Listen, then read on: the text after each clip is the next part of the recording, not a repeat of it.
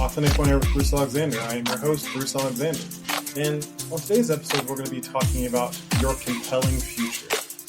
Why is it important? What is it? Why do you need to have it? How is it going to change your life? But first, we're going to do a quick update across the core floor. Body. I accidentally walked 5 miles the other day. That's something I'm really excited about. It's a funny story that is not that funny. I thought a street was connecting to another street as I was on my morning walk, and it did not connect. It sent me onto a rural highway, so there were no exits. I could see the street I needed to be on, but there was a railroad track and swampy marsh between where I needed to go. And I kept just thinking, I'll just keep walking until it eventually connects. 1.5 miles later, I finally connected, and then I got to walk the 3 miles back. The important thing I took from that is I can do hard things. If I just focus on the next step and I keep pushing, I can do hard things. My body is more capable than I give it credit for. I've grown a lot, and I have to stop using the limitations of my past to determine my future. So I've been going much harder since then. Secondly, my balance, things with Kate and they're continuing to improve on a deep and emotional level. A lot of intimate conversations talking about what we want for our future and, kind of what we're going to talk about today, what compels us to move forward in our relationship and to continue growing. Let's talk being first. I've kind of had some new prayers that I've been saying to try to kind of find a deeper connection to what I'm supposed to be doing on this planet and why it's been so difficult to find the people I'm supposed to serve. So that is, I'm continuing to take care of my habits and show up on a daily basis to continue to grow every single day. And that excites me. Learning to celebrate myself a little bit more, that's exciting. But it is still hard whenever you are not seeing the results that you were specifically looking for. But there are still results, and they're still good results. But money is the result that I'm really missing right now. So then there is business, the money part of it. So I talked last week about a possible exciting venture that looked like, it was like a high possibility. Didn't pan out. This is tough. It's tough whenever you think that you are following all of the signs to what you're supposed to be doing. It feels like something that God is calling you to do, and you pursue it. And you like, I really thought I was in alignment, and this was my breakthrough coming. Something big was happening. It didn't turn out to be the thing. And I think that there's a lesson to be learned there as well, that, sometimes, and this is what was said in my accountability group, is that sometimes rejection is redirection. And so maybe the breakthrough that I needed was from this cooperation that I thought I was going to have. And it was to redirect me into working harder on building my own thing. Or maybe it's to apply for some more jobs. I don't know. I still have to think about it some more, because I know long term I want to be serving as a coach. I'm positive of that. But is it supposed to be all I'm doing right now? So that's something I have to think, pray, stack on more, and figure out what's going to happen there. So obviously the struggle is still real in the business. I'm not working with any clients currently, and that's frustrating because I really enjoy the client work. The last client I had went really great. Shared a testimonial, hearing some great results about that. Working with the accountability group that is, it's like several different people who are coming together who are all trying to enter the knowledge industry, trying to sell what they know and help people shorten the time between their before and after. So that's really exciting. And I'm getting to do some, not coaching, but guidance in there, because there's stuff that I know that other people don't. And I get to share it with them and get to serve in that way. So that's exciting. Last update is we are moving to Baldwinsville, officially Baldwinsville, New York, upstate New York, on the 1st of September. We've got our lease signed. We finally have a place to call home. We've got all of our stuff ordered and paid for to get delivered up here at that time. That's crazy. I'm glad that's finally taken care of, and excited to finally have a home again. and it's a really nice area. And I'm excited to become a part of that community and to really start to put myself out there in a way I haven't done um, since I was, oh my gosh, managing the fundraiser, the Project Life.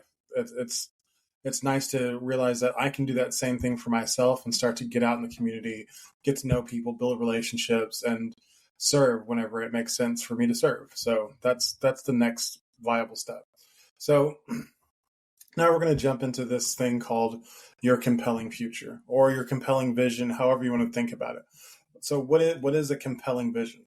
A vision of what you want your future to look like that is so well defined that you can almost taste it.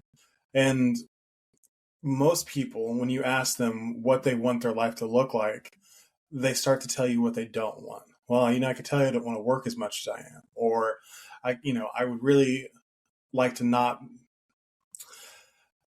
I would like to not watch so much TV or whatever, but they can't tell you in any certain terms what they actually want their life to look like. I want to be making how much money? I want to be living where? I want my house to look like what? I want my marriage to be like what? I want my body to be like what? They have no specific information on that. They have a bunch of general ideas. But if you look on a map and you have a general idea of a destination, you're going to get generally close. If you have no idea where you're going to go or where you want to go, then you're probably not going to get anywhere. And that is what happens for a lot of people in life is they never define what they want their future to look like. And so they never find any success in getting any further in life. So in this exercise, you define to the best degree possible everything that you know you want your life to look like. Like I said, what do you want your body to look like? What do you want? What kind of fitness do you want to have? What do you want your business to look like? Do you want to work more or less hours? Do you want to work from home? Do you want a hybrid schedule? What do you want to be doing in your work? Is it what you're currently doing, or do you want to change jobs? If you change jobs, where would you want to work? Would you want to move? Do you want to have a commute? Everything. Talk about everything and really mold the life that excites you. Because that's the important part is people tend to react to the life that they're living versus being compelled by the life that they want to live. Whenever you really define this life and you've made it very clear as to the benefits of it and the opportunities that you would have in this life that you don't currently have, it starts to excite you. It starts to make you want to do things that you wouldn't normally do to make that life happen. And that's where the key really lies is, especially with us ADHD folk, there's a lot of stuff that we just don't want to do. We don't want to do it because it's not exciting to us. It's not fun, or it's not interesting. So we just write it off as like, that's not something I want to do. And we procrastinate it, or we get paralyzed when we have to do it. But if you have done this to where you have this compelling vision of your future, you can start to tie those tasks that need to get done into your compelling future. And if you can't tie them into your compelling future, like if it's not something that helps move you towards that goal, maybe it's not important. Maybe it's not something that needs to get done right now. Maybe something that you need to be doing is something that will move you towards your compelling future. Working on sometimes it is as simple as, I hate this job I'm going to, but I know that I want to increase my income, $20,000 a year before, and bank 10,000 of that each year so I can retire early. That is something that's exciting for you. So then you realize that showing up that job that you hate becomes a necessity to get there, or you need to find another way. That's not something that you're going to find out until you have something that excites you. You're just going to keep complaining about showing up to this job, and you're going to hate it more and more until eventually you're going to quit, or they're going to fire you because they think your attitude sucks. And at that point, it's too late, and then you're reacting again. But if you've made a decision that you are going to find a different way to make this money, or you're going to find a way to make this job work, you change your attitude. You start to realize that it is a necessary function in order to get to the vision that you have. You can write whatever path you want to the vision. That's up to you. You can write whatever vision you want. But the important thing is that you define these things. You define where you want to get, and then you start to develop a plan. And as you develop that plan, as you start to enact that plan, you have your guiding light of your vision to make adjustments. And that's what's missing for a lot of people, is that when they get knocked off track, for example, this deal falling through, it hurt. Like, I mean, it is a punch in the gut. I'm not happy about it. I feel very disappointed. But I'm changing my perspective on it because I know that my goal is to be a work from home dad who controls his own schedule, uh, makes good income, and has the freedom to be there, engaged, and for my children whenever it's necessary. Working with for somebody else takes away some of that freedom.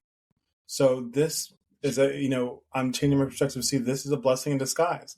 That would have been some much needed income right now, but once again, I would have had to take some of that engagement that I provide for my family off the table to pour into building something for somebody else. I don't think that it's wrong to selectively take that engagement off the table to pour into building something for yourself that is going to provide deeper and more meaningful engagement for your family down the road. But when you're doing it for somebody else, like, you have to think about it. Is it worth it? Is that going to get you closer to the dream that you want?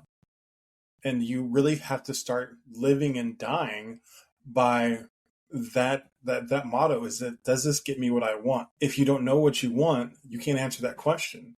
If you know what you want, you can, and you can start to eliminate a lot of stuff from the board that is wasting your time, wasting your energy, absorbing your vigor for life, because it has nothing to do with what interests you.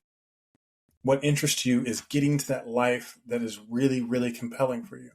So that is the general basis of what it is. But I can tell you what happens when you don't have a compelling future. Like, back in about 2011, our second kid was here, third kid was not quite on the way yet, but stuff was getting, my student loans were due, stuff was getting tight. I was starting to get desperate. I was starting to feel like this life that I was living as a restaurant manager, a part-time restaurant manager in an expo, and doing room service, working sometimes 60, 70 hours a week to make ends meet, was not working. I had no idea what I wanted my life to look like. I just was desperate.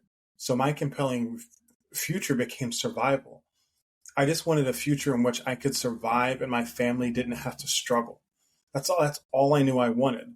So when my dad, for the 50th time, said, maybe you should try for the fire department, I was like, you know what? That I could survive that. But the problem is, whenever you are operating out of survival, you are not making decisions that are going to make you invested in your future. You're making decisions that are going to make you survive right now.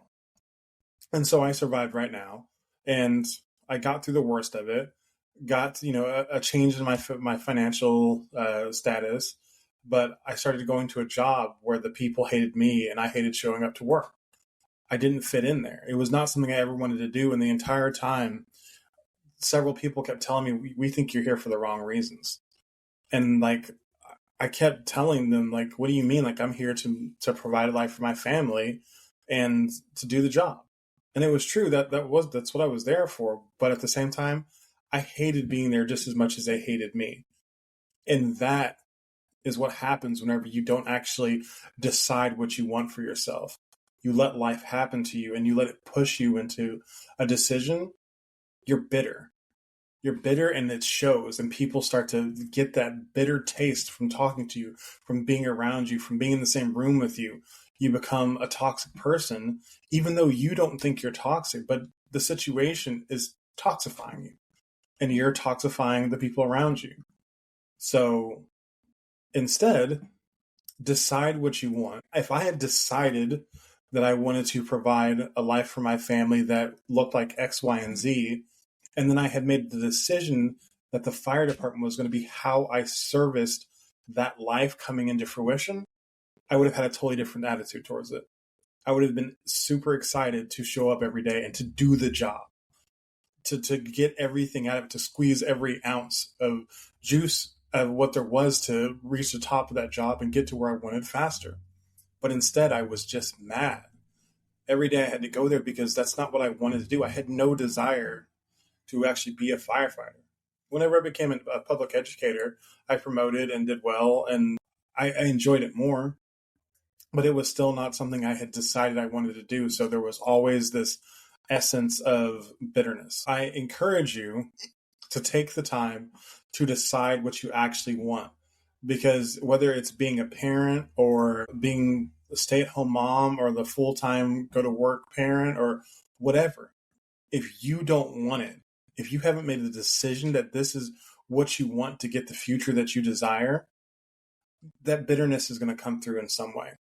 You have to make decisions in your life instead of reacting to what life forces upon you in order to reach true fulfillment, or really any kind of fulfillment, or to find any purpose. You have to decide what is important to you and what you want to get out of life. And if you decide that this is the kind of information that you want more of, I would love for you to go to realcoachbruce.com and download my free mini course, which has several of the steps that we've talked about already and a few more steps that will help you to overcome the mindset that is holding you back. It is the mindset of living in the extremes and being paralyzed and procrastinating from what is going to move you towards life that you desire.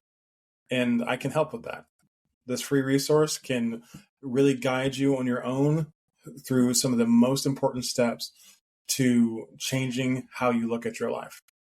And if you want to shrink time between the before and after, you should set up a 30-minute discovery call with me in which we can talk about how I can help you shrink the time between your before and your after to help you get there faster through some guided lessons, through accountability, and through having a mentor who's been there before and knows how to fight that mindset and keep going to get the life that you really desire. That's going to be it for today's episode. As always, I enjoy being here with you, and I will see you again next week.